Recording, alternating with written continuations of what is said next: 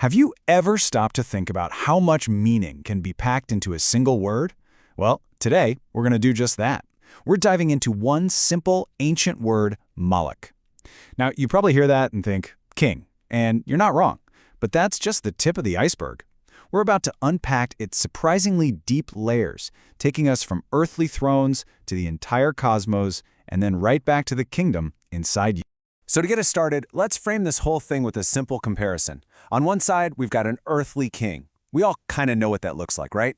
They rule a kingdom, their power, well, it's temporary, and they absolutely need their subjects to have any power at all. But what about that other side? We're going to leave that blank for now. Don't worry, we'll fill it in as we go. All right, let's start with the most common, everyday understanding of Malik, the one you'll find in history books and probably in today's news headlines. First off, this word is ancient. It's a Semitic term, and you can find it in some of the oldest languages spoken across the Levant and Mesopotamia. We're talking Akkadian, Hebrew, and Arabic. For literally thousands of years, if you said Malik or something similar like Melik, everyone knew what you meant: the ruler, the chieftain, the king. And you know what? This isn't just ancient history.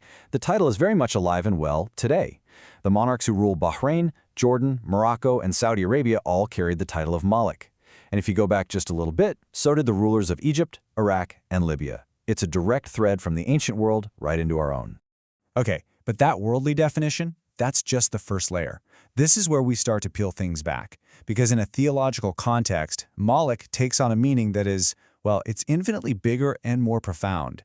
You see, in Islam, one of the 99 names of God is Al-Malik. That little al at the beginning, it changes everything. It basically means the. So this isn't just a king, it's the king, the absolute sovereign, the king of all kings, whose authority is beyond any and every ruler on earth. And this one sentence, wow, it just captures the entire shift in thinking perfectly. An earthly king is completely defined by his kingdom. Take that away, and what is he? But for Al-Malik, the sovereign, that relationship is completely flipped on its head.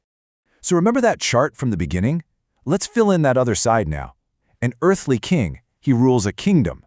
Al-Malik rules the entire universe. An earthly king's power is temporary, here today, gone tomorrow. Al-Malik's power is eternal. And this is the real kicker. A king needs his subjects, but for the sovereign, his subjects need him. The contrast couldn't be more stark. And this just shows how total this idea of sovereignty really is. It isn't just about land or armies. The sources describe Al-Malik as the one and only sovereign who rules over our very hearts and spirits, the only true king whose rule never ends and whose will is absolute. But you might be thinking, okay, a grand, cosmic idea. What on earth does this have to do with me? Well, that's a great question, and the answer is surprisingly personal. This is where we get to our third and final layer of meaning, the self. So if Malik represents this perfect, absolute power, how could a person possibly reflect that quality? Does it mean we should try to dominate other people? Well, the spiritual teachers say, no, absolutely not. It's something else entirely. The path, they say, is through becoming Abd al-Malik, which translates to the servant of the king. And what does that mean? It's a state of being where you find you are completely sufficient in God alone. It's a deep inner independence. Just imagine not needing likes on social media for validation, not needing power over others to feel important, not needing more stuff to feel secure. That's the kind of freedom we're talking about here. The Sufi teachings give us this incredible analogy. Think about your own being as a kingdom. Your subjects, they're not other people. They're your own senses and your limbs, your tongue, your eyes, your hands. And your armies? Those are your inner drives, your ambitions, your desires, your anger. So the real question is, are you ruling them or are they ruling you? If you can actually govern these parts of yourself, if they obey your higher self, well then you become a Malik of your own inner world. So this is the crucial point. The path to becoming a true ruler isn't some external campaign for more power or influence. It's an internal battle for self-mastery.